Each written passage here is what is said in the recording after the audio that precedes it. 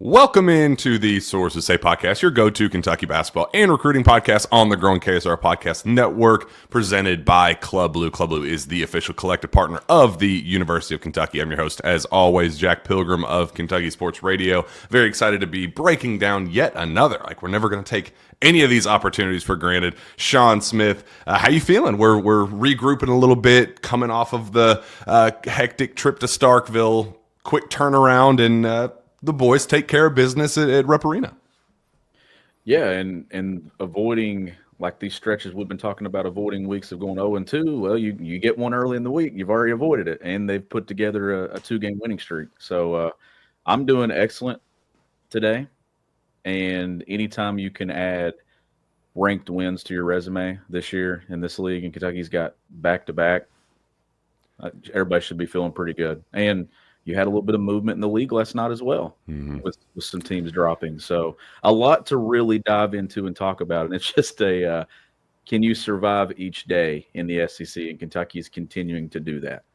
And we talked that this schedule, there are no gimmies. There are no cupcakes. You have to take what is in front of you and just find the opportunities and the advantages where you can. And we saw this game, even though Texas A&M was the 11th best team in the country, they're missing Wade Taylor IV. That's a massive hole that they have done a pretty solid job filling with. Zerch Phelps has been very good, but probably outperforming his own expectations of what the kind of the standard he has for himself. You have to just take that advantage and as a like, hey, they're not a must win, but like, hey, if you're going to be the team that we want them to be and expect them to be, you got to get this one. So for them, given what was handed to them, given the flaws that Kentucky has and how they Texas A&M plays to some of their strengths or some of Kentucky's biggest weaknesses, I thought Kentucky did an exceptional job at answering the bell there, especially on the glass, winning the overall battle 40-30, while also winning the offensive rebounding battle. That was the number one takeaway. If you can neutralize them on the offensive glass, you have a pretty good shot because the guards are definitely more talented for Kentucky. And not only did they neutralize Texas A&M, they won. That everything else kind of sorted itself out once you get to that. Jackson played exceptionally well. I thought it was Amari Williams' best day, but there is no bigger takeaway than what those rebounding numbers ended up being. And that ends up being back-to-back games where we've looked at two teams, one in Mississippi State where you're like, man, you're going into an environment where you've got to play physical. You've got to establish a brand of basketball on the glass, and you do it there. And then you get an elite rebounding team, offensive rebounding team. You get more offensive rebounds than they do. And then you go 40-30 advantage on the glass, Jack. So to me, that is understanding preparation, game planning, knowing the key areas that you got to eliminate for an opposing team while still doing what you do well at the same time. And I know Kentucky obviously didn't get out to a hot start shooting, but they ended up still getting and making shots. Jackson was great again, getting to a high number of made threes. You're seeing that confidence build with him. It started in Starkville. It carried over against his former team. He was feeling himself at a couple of points in the game. The energy was high, but seeing them be able to address what we had considered a weakness, and we still do, to do it back-to-back games, I think speaks well of the staff and the willingness to get things right, where just a week ago we're sitting here concerned about this game coming up and this game following that one, and here we are, 2 wins in a row, an improvement on the glass significantly, and let's see where they go from here. Like you said, going into Mississippi State, that was do we have the toughness? Do we have the physicality to match a hard-nosed, tough, kind of bring your lunch pail to work kind of group in Mississippi State? And it really caught me, it was a head turner when Amari Williams after the game says, people have been kind of calling us out for our toughness, saying that we're soft, and I think we did a pretty good job of proving that we're not. And it was like, that's clearly a talking point internally. And then you talk to Travis Perry on Monday, and the question gets asked, so what's the deal with the whole soft thing? Like, I know it's a talking point for the masses, but clearly a conversation that's been had internally as well. And for Travis to just pretty point blank period say, yeah, Mark Pope brought it up in the pregame speech with the team saying, hey, people are calling you soft. What's your response? How are you going to handle that? And for them to answer the bell in that one, but then not just use that as a one-off and told you we can do that, and then revert back to kind of what we had been seeing, what has frustrated us in the past. For them to turn 1 into 2 against a team that the only way that Texas A&M was going to beat Kentucky was by mucking things up, making things physical, trying to get them off their, out of their stuff, make them uncomfortable, force uncomfortable shots, and then just grill them on the glass. That was their only chance, especially with Wade Taylor out. That was their only chance to win. So to have that clear point of emphasis, and I just thought there was an intention with everything that Jackson Robinson did on the glass, everything Amari Williams on the glass. It was just a very clear, hey, I'm coming in here to whip your ass. And we haven't seen that a ton with this group. And I know Jackson Robinson's 22 was a storyline. It was a cold start for everybody, and he kind of got the moment, the ball roll, the snowball falling down the hill. Amari had some bright moments. Obviously, Otega had the big poster. There were big key moments, but it was the intentionality. It was the effort in assertiveness and being the hammer for both Jackson and Amari that I thought it was both of their. 27 was great at Mississippi State, but I thought Jackson was better all around than we even saw down in Starkville. And I thought Amari Williams, that was his best game at 8 points, 12 rebounds. I thought he was absolutely tremendous. No, I think you're spot on with that as well. And to me, when you look at this game, right, like we've talked a lot about balance, whether it be balance scoring, 6 guys getting double figures, balance assists, balance rebounding.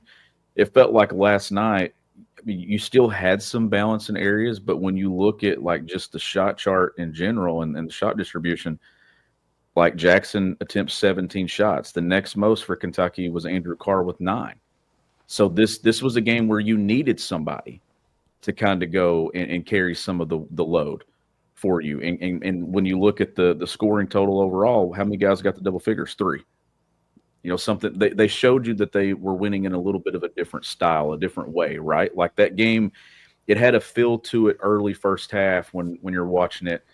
The pace isn't where you want it. The scoring isn't where you want it to be. They still get to 81 in a game that for a period of time, Jack, I was like, man, this thing may be like in the low 70s or high 60s, and then they started making shots, and they had a little bit of a run there. A&M goes up mid first half. Kentucky rallies, gets it there at the half. They make big plays closing the first half, and then they go on that run early second half that was the separator that I think they're showing you that they can win in some different ways, which is a question we had, right?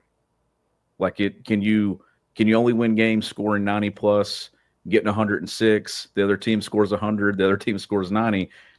I thought it was good to see, and then they did move up in some adjusted defensive numbers as well when you have a performance where you hold a team to 69. So 81-69, I thought that it was a very good win for Kentucky and showing a different way to kind of do things. Got to the free throw line a high number of times too.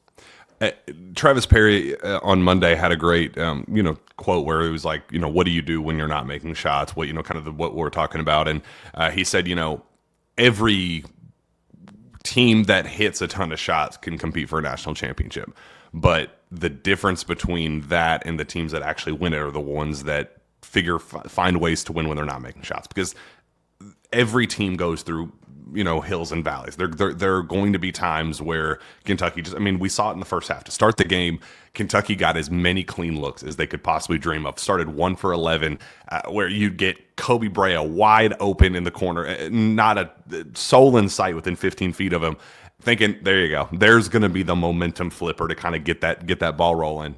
Clang. Like it was shot after shot after shot where you were like, oh boy. Texas A&M's identity, giving up a ton of threes. That was kind of the give and take with what Texas A&M's identity was. So you had to take the shots that they were giving you. It played exactly to their advantage by getting clean looks for good shooters, and they just weren't making them. So there was a little bit of panic of, oh no, this can't be a make or miss game for Kentucky, and this happens to be a miss, because then we will lose that game. Like it could have been the momentum flipping one way or the other, and it did favor Texas A&M early, and unfortunately, where weren't very good. without Wade Taylor, they are kind of a mess right now. You needed to win this one. You needed to win it comfortably, and it was a feel good win. That going into Saturday and having number 4 Alabama come to town, you wanted this in your back pocket. You wanted to have this one in your corner to say, okay, you're playing with house money. You're 3-1 in the SEC. Let's just ride out. And if you get a slip up, if you get a whatever, you can take that one a little bit more comfortably on the chin than what would have happened if they had lost this one and then lose to Alabama this weekend. You go, oh boy, now we're kind of we've dug ourselves back a pretty significant hole. How do we recover? Yeah, and you're right. Like, and you see that happening around the league right now, where team lose a Tuesday game and then you look up and it doesn't get any easier for you on Saturday. It just puts so much pressure on you. Like Alabama walking in here this weekend's got some pressure on them. Not just pressure of walking in and playing Kentucky at Rupp Arena, but now it's like, this is one of those pod weeks that we talk about. And most of the time when you line up in this league this year, Jack, one team is going to be on the side of they're trying to go 2-0, and the other one's going to be trying to avoid 0-2. And I want to know how at some point when this whole pod thing catches on and everybody starts talking about it around the league, because we totally made that up. Like, I mean, we just totally pulled it out of our butts.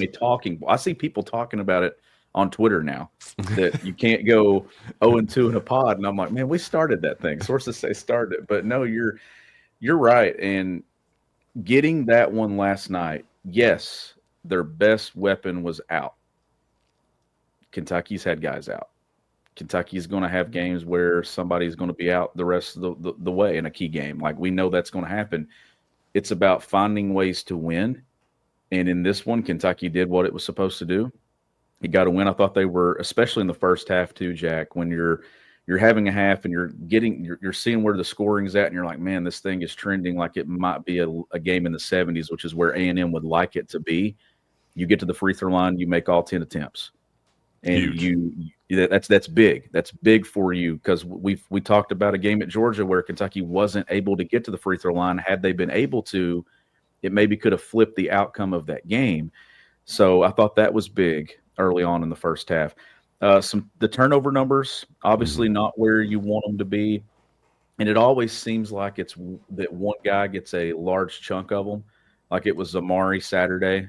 They had a large number of turnovers. Obviously, Lamont last night, at the end of the game, he doesn't want to get another one there. But I love that. And I love that too, because obviously you're like, man, come on now. I don't want this one going on me as well. But one note that I meant to mention about turnover numbers for Amari that I wanted to talk about in the last episode, and we didn't get to, and I want to get to it here.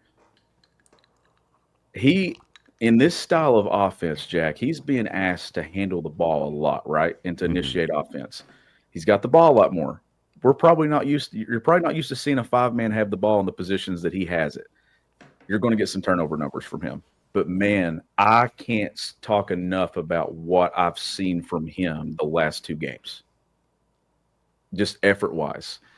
And I know he missed a layup last night that I'm sure he's probably coming back this morning thinking, dang. Dude, dunk that thing, man, please. Go rip the rim off there.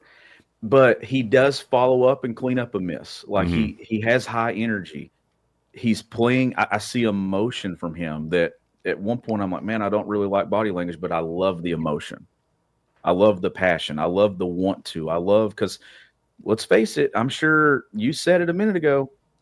They heard the whole soft comment. I said it after Georgia. Kentucky looks a little soft.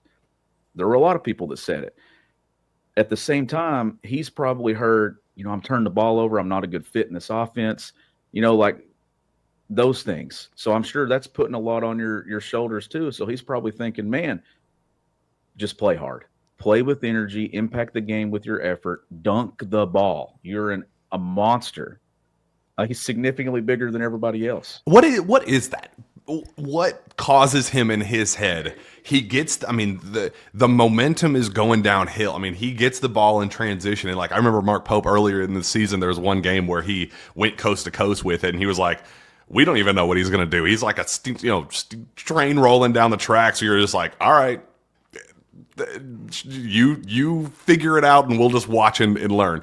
And he gets to this point where it's like he gets the momentum, he gathers, and it's like, oh boy, we're about to get an Ortega, like exactly what Ortega did, but a 7-foot, 260-pound version of it. It's like, oh man, this guy's about to die. Whoever is going up to jump with him is about to die. And he gets up, and then it's like, no, just go punch it on him, please. I'm begging. I want to see my next big picture task for Amari Williams. I need a poster.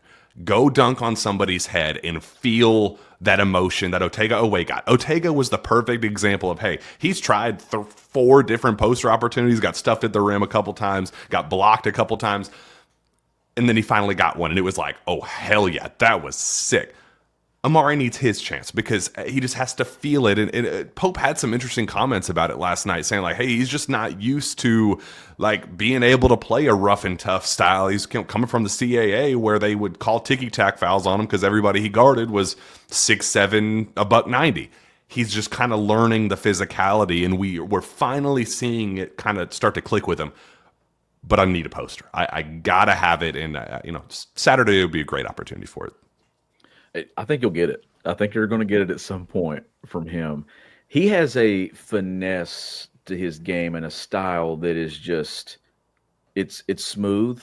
I feel like I think his floor vision's great, and he just has this big body that sometimes I don't realize. I don't know if he realizes how big and strong he actually is because he can move so easily on the floor.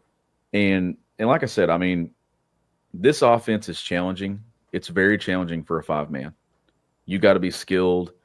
I wish he could shoot it better from the perimeter. Like if you ask me what's the one thing that I wish that this team could maybe add individually to one player, I would say that maybe he had a better feel from the perimeter, or maybe a better feel with his touch and his shot, because the rest of his game, Jack, I think he's incredible in a lot of areas. I still believe whenever he accepts that he can pursue every single ball and rebound, he's going to have a game where he's going to get 17 or 18 rebounds if the minutes dictate it. Because I feel like he still leaves some rebounds out there that he could go get. But look, you can't complain much. I know there for a while it was easy to pick apart things, but I feel like the last 2 games, even with the mistakes in Starkville, he made up for it in other areas. He was excellent last night. To me, the big takeaway is we talked a lot about Jackson a week ago. And yeah, we look like idiots because we were talking about whether or not he should move to the bench or maybe come off as a 6-man role where he had been comfortable. He has a big-time game in Starkville. And then it would have been easy for him to put some individual pressure on himself last night facing a former face in a place where he started. And he comes out and he used it to his advantage, not to a disadvantage. And he made shots. Now, the one thing that concerns me is his success tied to just making perimeter shots. Is it just tied to making threes? Because the last few games he's hit a high number. 17 shot attempts last night, 13 of them from 3. He made 5 of 13. Previous game, he makes 7 from a high number. Not getting to the free throw line. What is Jackson's impact, Jack, on a game where he goes 1 of 8 from 3, 2 of 9 from 3? Is he still making those impactful plays for you? That's the only concern, but I think it's been great to see him 2 straight games, and you see it, the rebounding. He is chipping in. But is it only tied to making shots? That's the challenge to me, because there's going to be a game where he's not making shots, and I want to see if his energy and effort's tied to that. And if it's not, then I think we've flipped a page with him that he can continue making big plays for this team. And I think the first segment of the game when he comes out firing, he starts 1 for 5 from 3. In that segment, he had 3 rebounds, and he looked like this is the top of the scouting report. This was a key to the game. I'm going to answer exactly what we're saying. People say that I'm not making an impact if I'm, not making shots. Here you go.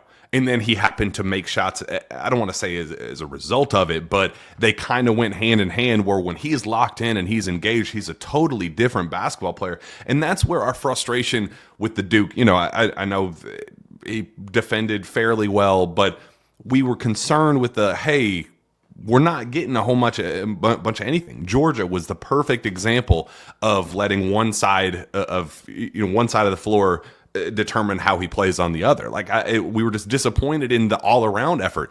You don't have to make shots for us to say, you're a good basketball player. Like, I mean, Amari Williams played out of his mind and he scored 8 points. He had 3 buckets. Like, you don't have to be a high level scorer to make an impact and show the difference in the game. And like that's why Jackson 22 points. So that wasn't even top 3 of what meant the most to me about this game. It was how locked in and attentive and just the fight and the urgency with him that we just haven't seen very often. So I want to see more of that in the context of not making shots. He did tonight. Last night over the course of the game, but I do want to see what happens when he does go 4 for 18.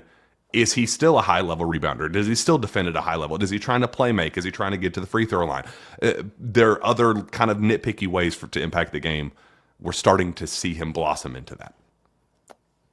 Absolutely, and you're right when you said it a second ago. I'm not sure if maybe his effort and stuff at the beginning and focused on this is at the top of the scouting report carried over to him eventually making shots. I think it did because you're engaged. You didn't allow yourself to kind of just tuck yourself away and just kind of pack it up and say, I'm not making shots early. You kept your energy level and your engagement and your activity high, and you stay ready for the next shot. You stay ready for the next opportunity, the next moment. And then he flips it, made some big shots.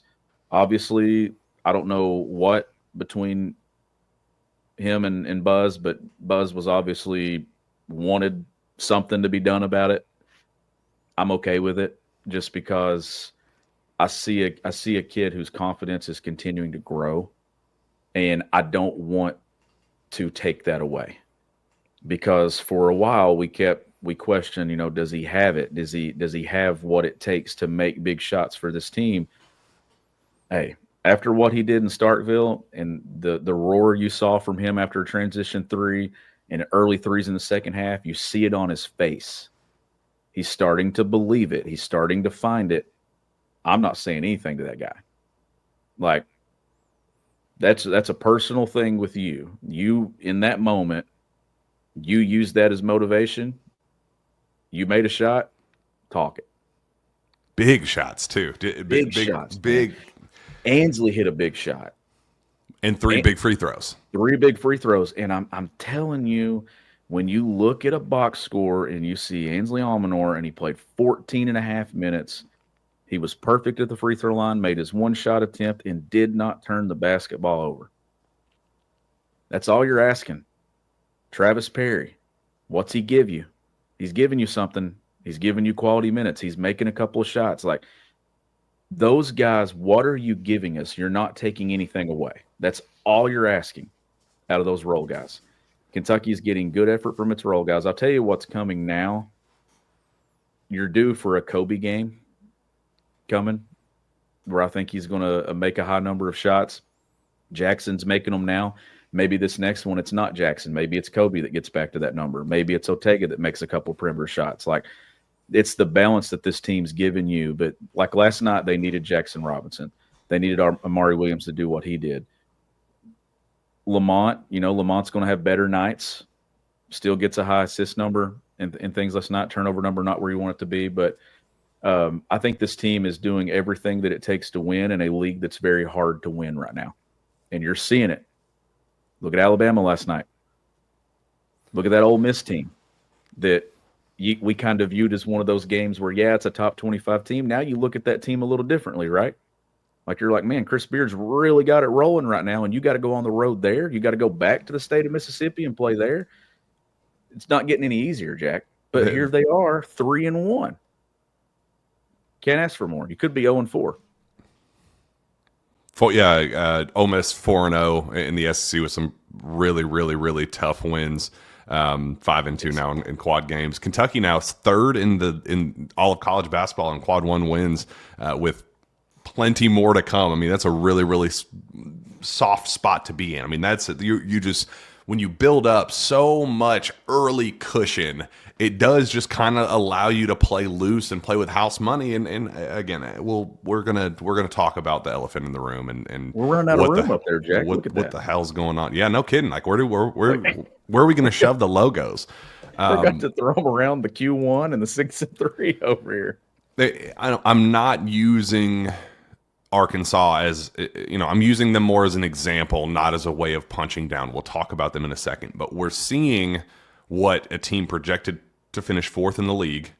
What happens when you let that snowball roll a little bit in this league?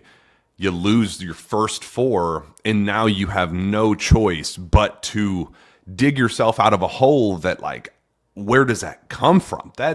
They have put themselves, they're dead last in the SEC. They've put themselves in a position now where, they are in absolute danger zone of missing the tournament. Like this is we're well past the point of like, hey, are they a national contender? Can they win?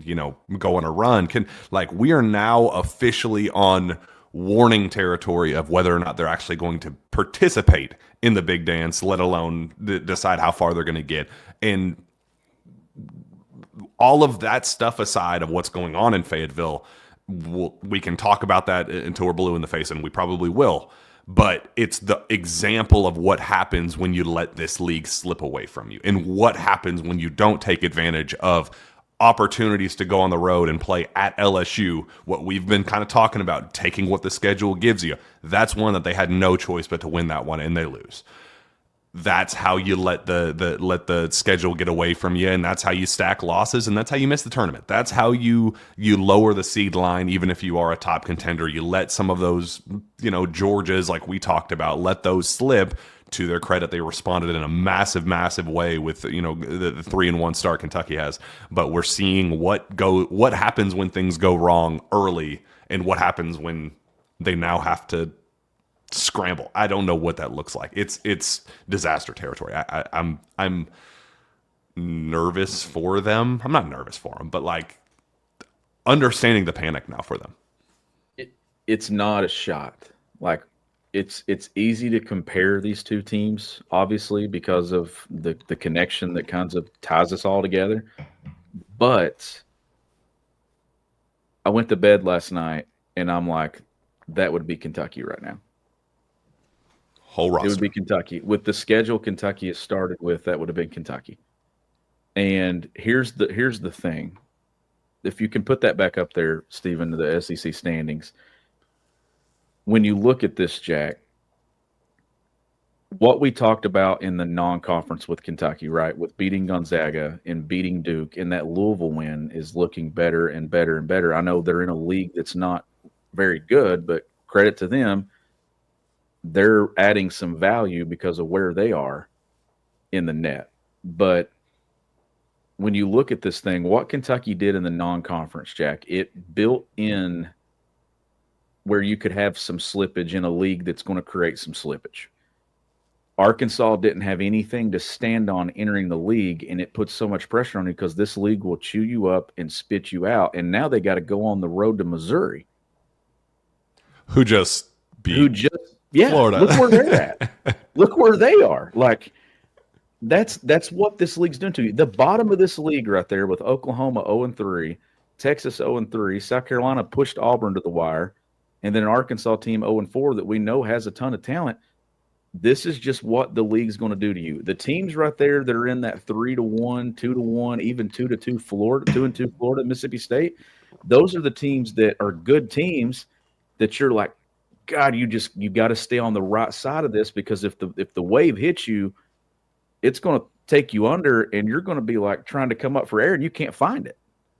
That's why the non-conference was so important. And now what they're adding, they're taking advantage of opportunities in the league and adding to a resume. It is going to be hard to find a better resume on Selection Sunday than what Kentucky has already built and what it still has to build on with possible quad one wins down the stretch. Like, I can't speak enough about what they did in the non-con. That's what hurt Arkansas, because you can't overcome a bad start in this league. Like, you're getting to the point now you're going to start questioning who's about to tap out and throw the towel in, especially if you lose on the road in Columbia. The only team in college basketball, I think, that has a better resume than Kentucky right now is Auburn. Auburn I'll is, give I them mean, that. for Yep.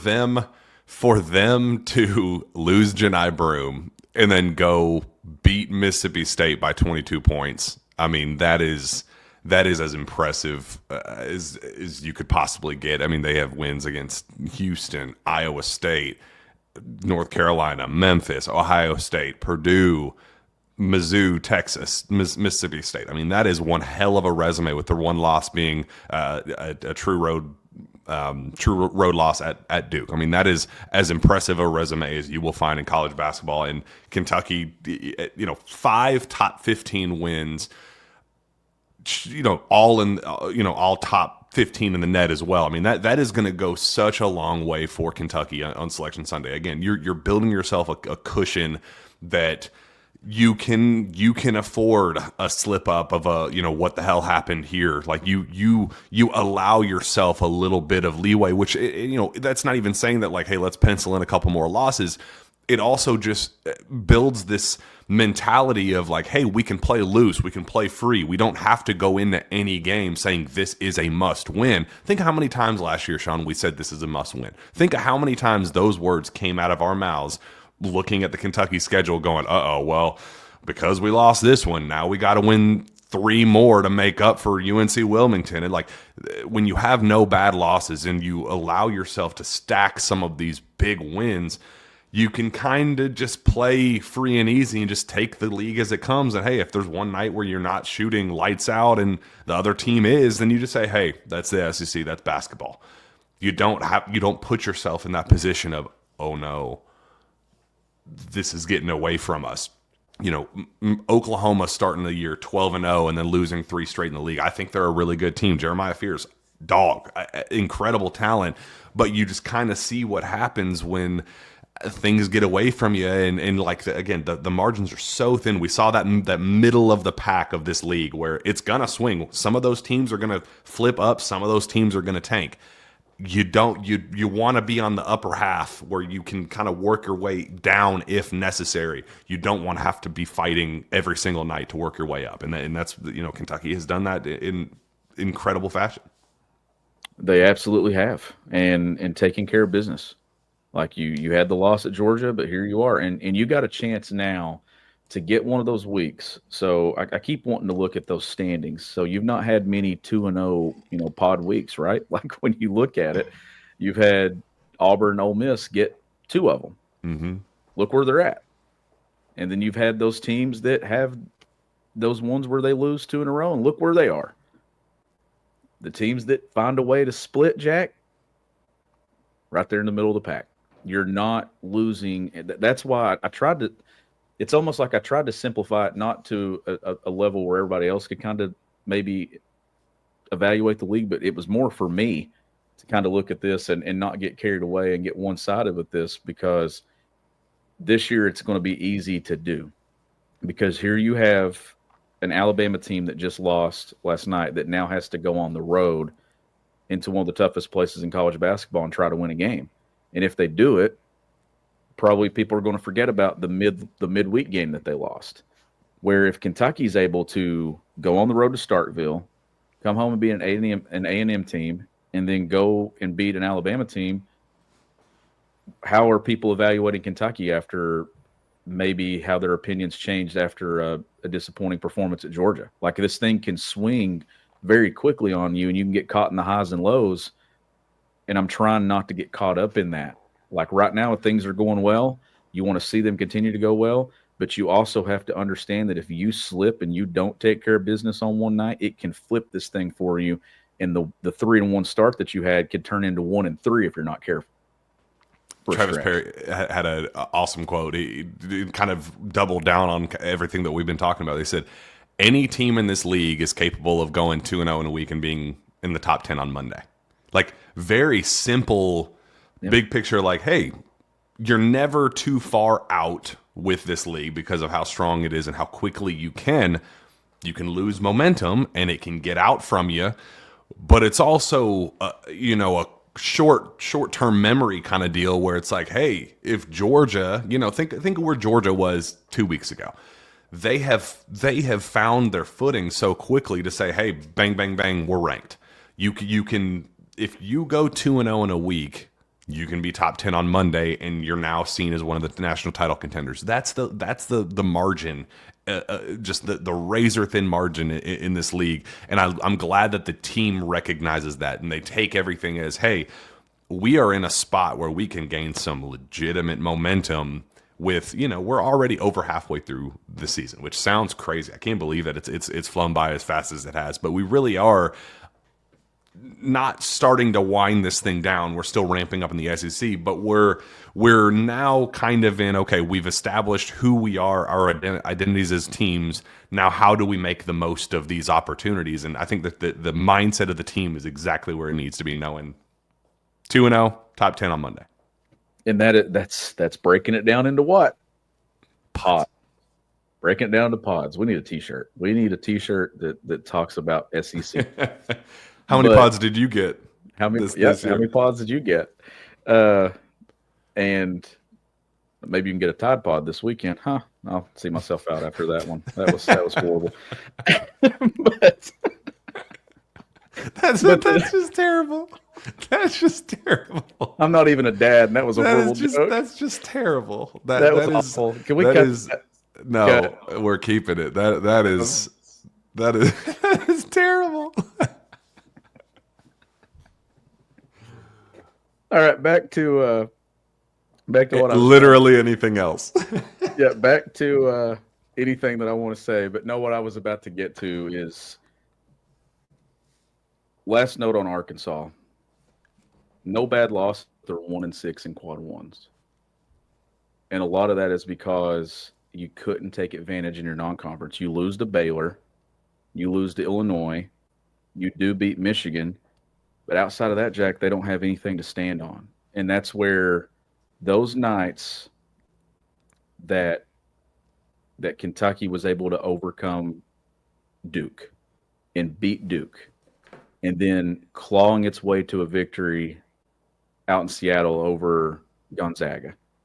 Those two wins completely shifted everything for this program in year one. And they've not wasted those wins by losing at Clemson, losing at Georgia. They've not wasted it, or losing at Ohio State. They didn't waste anything, because now what they've done is, you knew this schedule was going to be brutal and you're going to have nights where you don't perform, but they build in such really good wins that everyone's going to continue to talk about. Like that Duke team, we knew that night beating them was going to be a win that was going to show up on Selection Sunday. Gonzaga added to it, and you're adding to it in the league.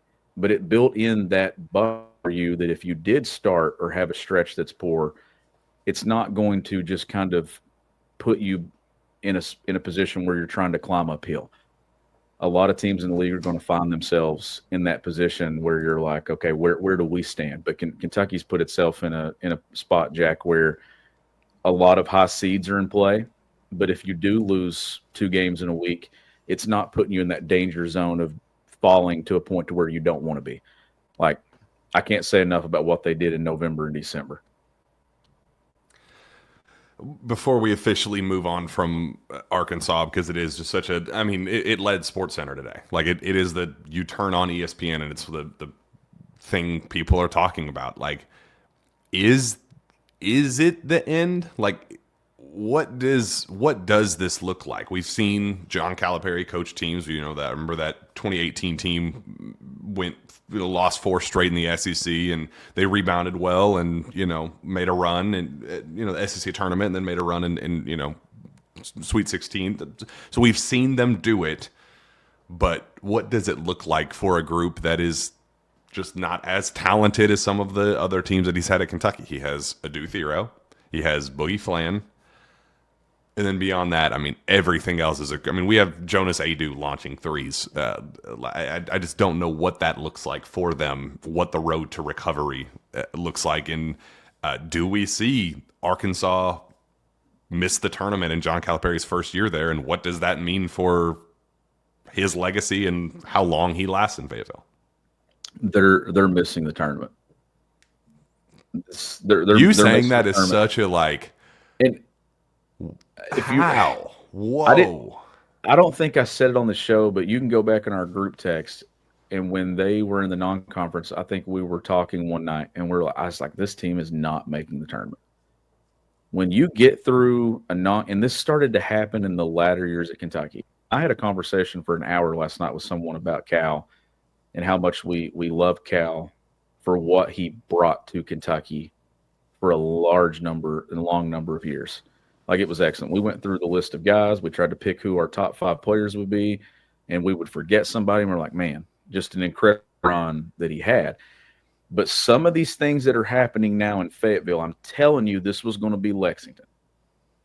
This was going to be Kentucky's team with Jaden Quaintance and some, maybe a couple of different faces from the portal. But I just don't see, like I told you, I went to bed last night and I was like, man, that would have been Kentucky that went out to a bad start in the league. And I don't know if we would have beaten Duke. I don't know if Kentucky would have beaten Gonzaga. But here's why I think they're going to miss it. Yes, there's still quad 1 wins available. But are you going to be able to flip a 1-6 quad 1 advantage or disadvantage right now? Because are they going to go and run off 5 or 6 straight quad 1 wins? Because those quad 1 games are Missouri on the road, Georgia at home, at Kentucky, at Texas, Alabama at home, at A&M, at Auburn, at Missouri, or Missouri at home. Like, when I just named those games off, who do you have confidence in that they're going to be able to knock off that are good teams? It puts them in a really bad spot. This could be an Arkansas team and a coach that doesn't value the SEC tournament that needs the SEC tournament.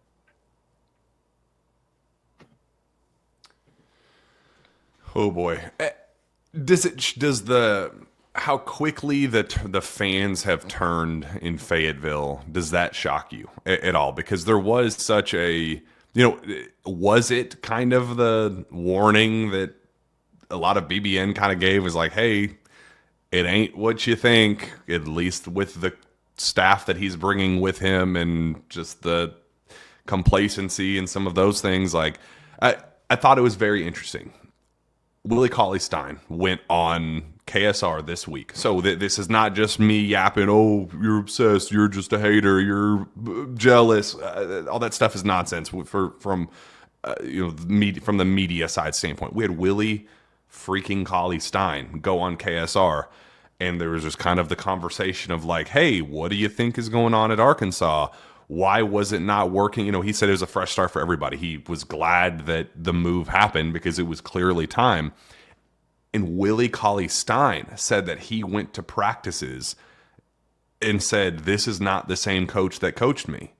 Willie, on the biggest public airwaves in the state, said that the coach that is there right now is not the same hard-ass, just undying expectation and saying, hey, we demand excellence from you because I believe in you. That's not there anymore. I've talked to people that have been to practice in Fayetteville, that have been around that program and have seen it with their own 2 eyes. And they have said, he doesn't command the room the way that he did in Lexington. He doesn't have that Godfather larger than life, like, man, this guy, when he talks, I need to shut up and listen.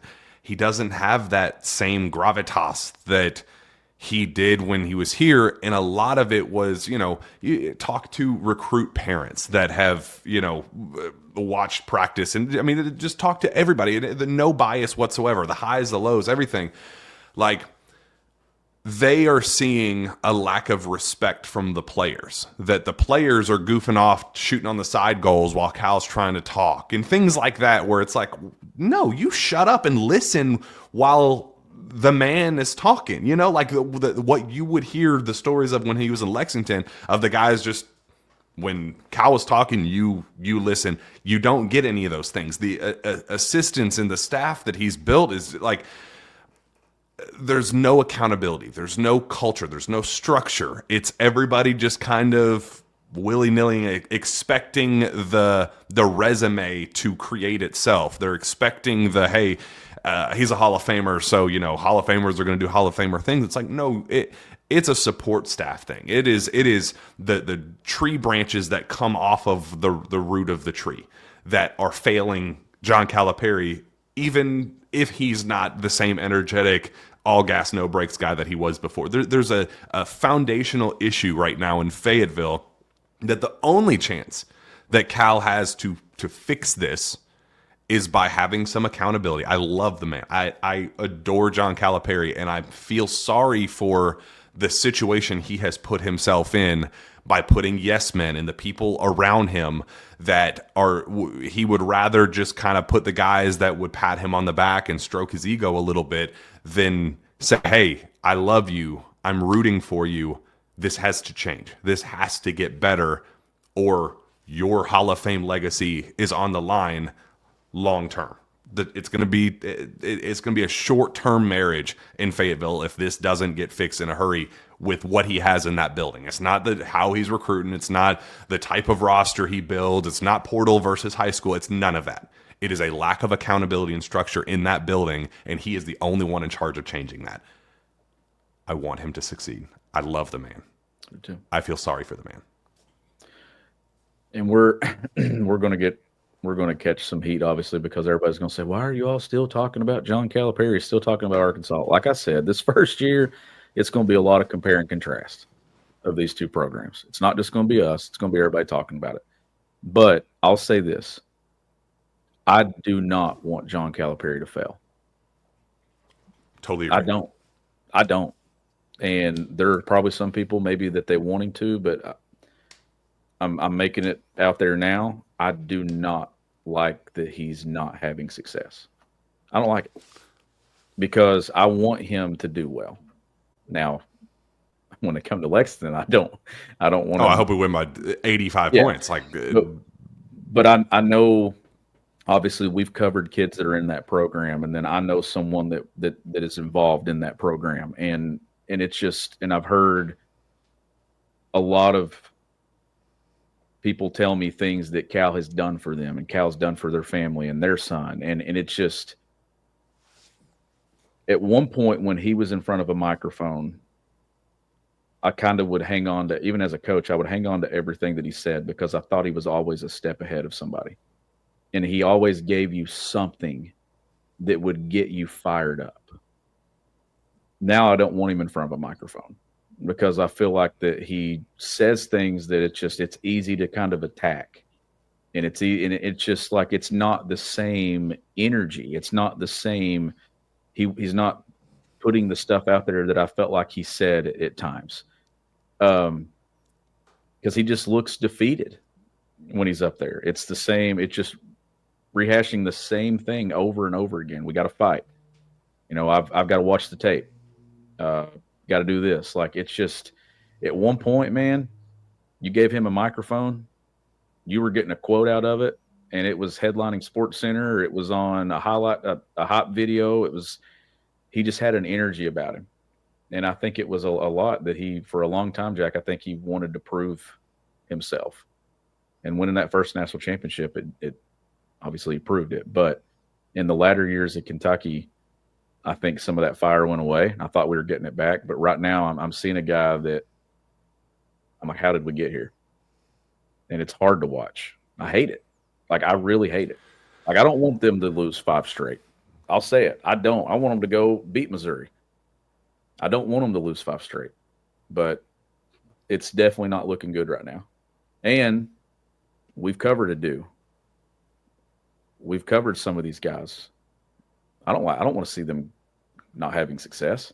Adu Thiero's an incredible player, like NBA guy.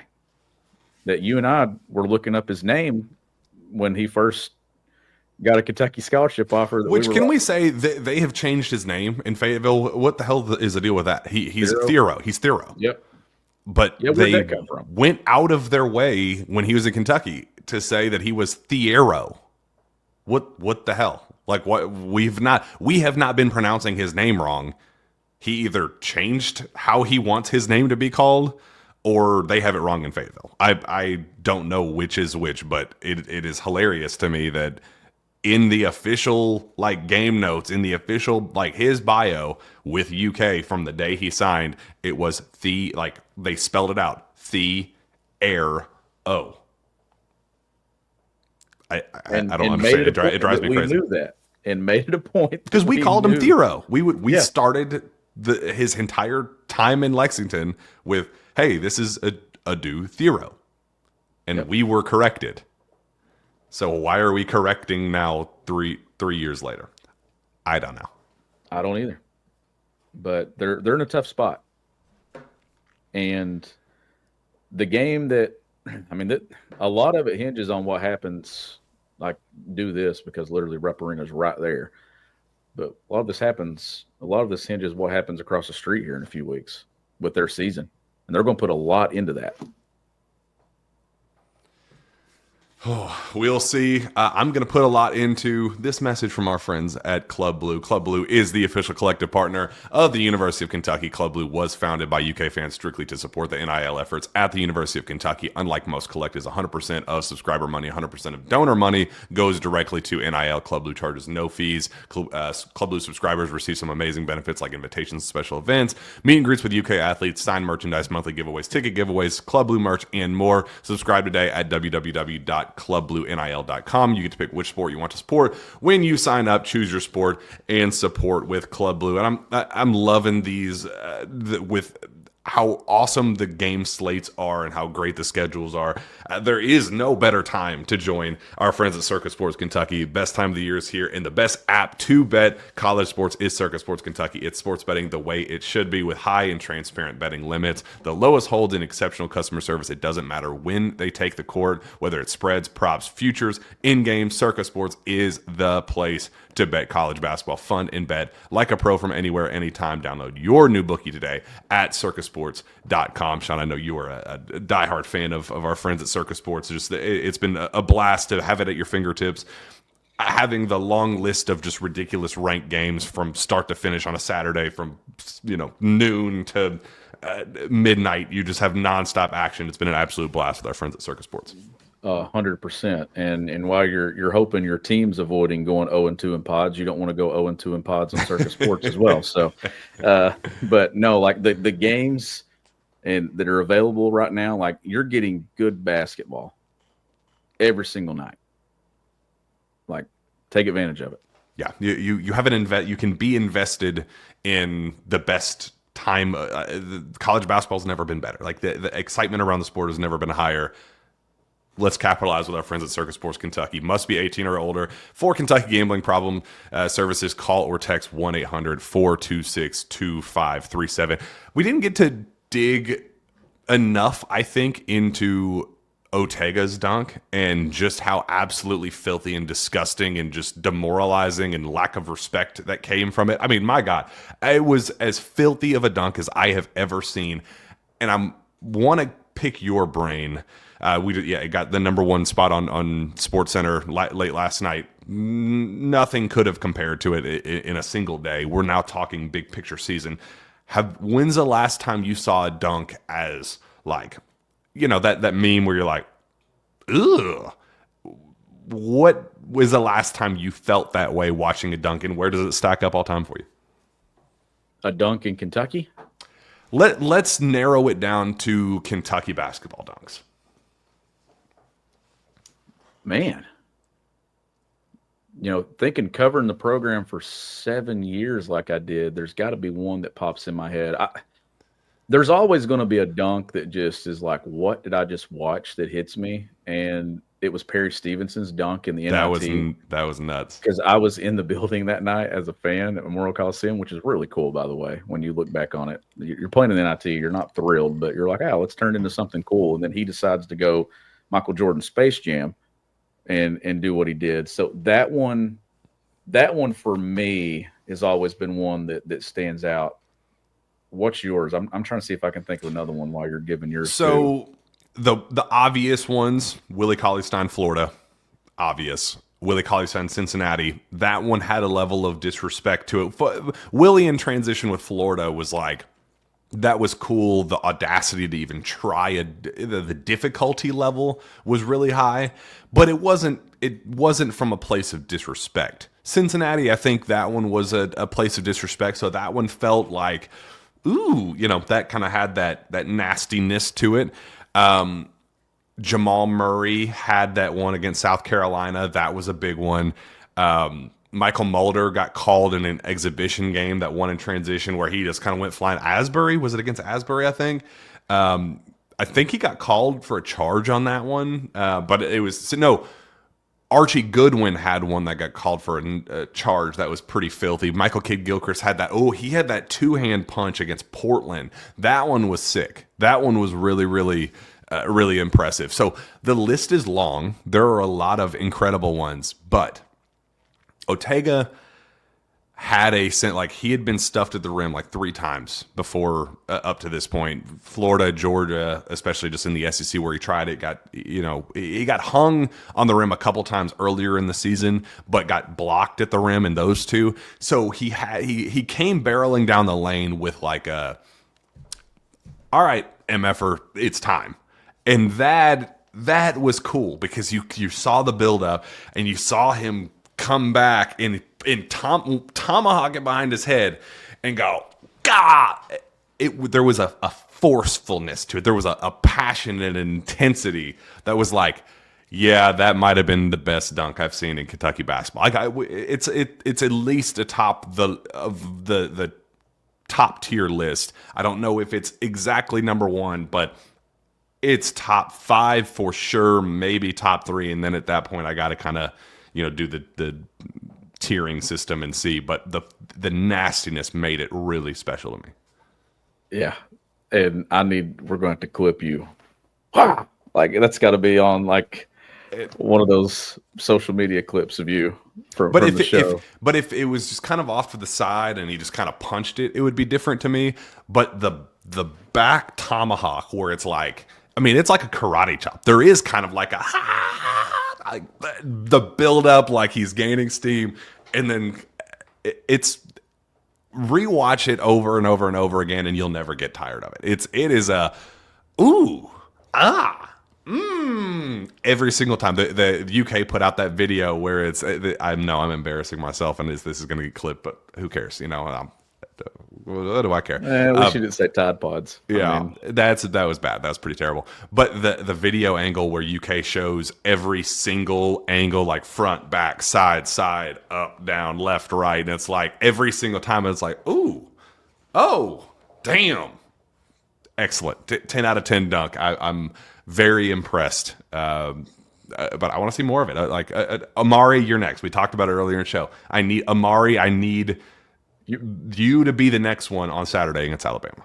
You remember when we broke like every rule of journalism when Big Z started hitting all of his shots and we were basically like standing up? Me and you were on press row last year, or me and you at the top of the hump down there when Dante Allen's going crazy and we're the only 2 journalists. And we're like teary-eyed, like, that's our boy. And it's even funnier because it's during COVID and they got people spaced away, but yet we literally stayed together and traveled in the car together, and you're a mile away from me. We look at each other and we're like, we need to celebrate this together. Oh, but absolutely James ridiculous. Young's dunk in the title game, I feel like that had the outcome had been different, that one's probably viewed differently. Yeah. Anthony Davis threw down some lobs that were like, how is your body, how are you catching a ball back here? That Louisville one in the Final Four where he kind of catches it way back and punches it, that was good. But, Terrence Jones had a dunk on North Carolina. Ooh, he had one against Oklahoma. Was it Oklahoma too, where he kind of came from right to left, coming from the right or left to right. He was coming from the left wing, comes across, and he kind of punches it from the side. I know. I remember Oklahoma. He on Notre Dame too. One time he had a couple pretty good ones. It was a post move with Notre Dame. It was just right over top of somebody. So he had some good ones. I'm trying to think if there's someone that we covered. Like Hami had some nice ones in transition, but I don't remember very many. Justin posters. Edwards has. Well, I know that's kind of a touchy subject. Hey, 25 points last night for the Sixers. Go, Justin! Proud of you. But that the windmill and against Vanderbilt, that was a pretty cool one. But it's the nastiness, man. Like I love these other dunks. But Cincinnati is the only one that kind of matches the ooh. So I don't know. We'll leave us in the comments if you have any better. Some of our older listeners will be throwing out Dirk Minifield. Some of the older ones are but I was more so thinking in the modern. But Dirk Minifield is the one. There were a couple big ones that I go through the video that the pregame video where they just show all of these. Rex Did Chapman. Jacob Toppin have any that were just? He had like the 360 against Auburn. He had more kind of like dunk contesty ones than posters. Oscar had that poster against Tennessee. That was pretty awesome. Remember that one? Kind of came down the middle. I mean, that was through the middle of traffic. That was a real tough one. That was probably up there with some of the moments where I didn't expect to happen. What happened? Yeah, because it was like, well, he just did that. Mm-hmm. Trying to think if there's a lot of good ones. Yeah, leave us in the comments if you have any other ones that we're missing. I'm trying to think, but really that was a that. Pretty sure we nailed most of the big ones. And then I guess last kind of wrap up from the game, Travis Perry hitting the 2 threes that he did, a career high for him now. It kind of feels like you expect him to go out there and bang a big shot in a couple. He's just established a level of confidence that you're just like it doesn't even be like it feel like you have to be like he's emerged as a confident, competent backup point guard. You're just like, yeah, Travis Perry's coming in. He's gonna make an impact. He's gonna produce and give some solid rest and let Lamont kind of chill for a little bit. I'm super confident in him when he enters the game now. But 2 very, very, very crucial big threes that he hit last night. Flipped it. It was a 5-point lead that his second 3 moved it up to 12 points. So that was kind of like lead's pretty insurmountable at that point, given just kind of the momentum of the game. So, shout out Travis Perry once again. Yeah, like I said, those role guys are finding roles and being stars in those roles, and he is doing an excellent job at that. Yeah, absolutely. Well, this has been a lot of fun. Any other kind of pre-Alabama things you want to get to? We'll talk to Mark Pope on Thursday, and we'll be able to kind of regroup a little bit and actually preview this next top 10 matchup inside of Rupp Arena. It's going to be an incredible atmosphere, man. I cannot wait to get the Tide Pods in. Gosh, I can't believe you said that. That was just so dumb, just so bad. Someone's going to like it. Someone. Yeah, and they're going to be like, why was he making fun of it the rest of the show? I thought it was a really good joke. It wasn't. Don't patronize him. Don't pity him. Don't just Tide Pod. Just don't give him that.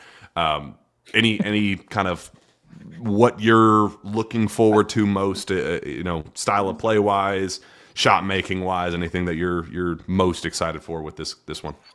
Well, when we talked preseason, I think I had them losing both Alabama games. I believe. Now I know we flipped it when it came back to a week or so ago. Rupp Arena matters. That environment's going to be juiced. Alabama coming in off a loss, that puts a chip on their shoulder. So you're going to get a good version of Alabama on Saturday. This is a game, the style of play fits. This thing could resemble Florida when it comes to shot making. The one thing that would really shock me is if thing turns into 70s. That would be 75, 73 game. It'd be very surprising. But Kentucky's got to play like the team. Okay, here's how I'm going to try to say this. Kentucky just beat A&M. Alabama just lost. Kentucky's got to play like the team that lost the midweek game. Mm-hmm. with a chip on its shoulder, with an good edge, point. because this is a chance to get one of those 2-0 weeks while knocking out one of the top teams in the league and give them an 0-2. That's your separator right there. Mm-hmm. And then you still got, obviously, Auburn, Ole Miss. You get those opportunities at some point. But if you're talking about winning the league, this is a big one that kind of puts a team in that area to where they're still there. Because is anybody going to be able to take off and separate themselves, or is somebody going to get Auburn here very soon? And They almost got in Columbia. Yep. So Kentucky's going to get that Tide Pod, and we'll see what happens. I hate that they're coming off a home loss, 10-point home loss to Ole Miss. That sucks. I really, it does. Just, I was rooting for that comeback. I was hoping that they were going to win ugly and kind of catch them a little vulnerable, but man, they're going to be engaged. They're going to be locked in. It's going to be tough to win that one. It's going to be really tough, and that's what makes the win against Texas A&M, how they were able to do that one, that made that one pretty important for this pod win. Hopefully we can win the stupid Tide Pod. Anyway, let's get out of here, Shawn. This was an absolute blast. Where can fans find your work? Right there at _Coach S. Smith. Find me on Twitter as well, at Jack Pilgrim KSR. Go subscribe to KSR Plus. Make sure you're subscribed right here on the KSR YouTube channel. Plenty more fun stuff to come as we are going through an absolute all-time gauntlet in the SEC. It's been an absolute blast, so stick along for the ride with us. We'll see you next time. Go Cats.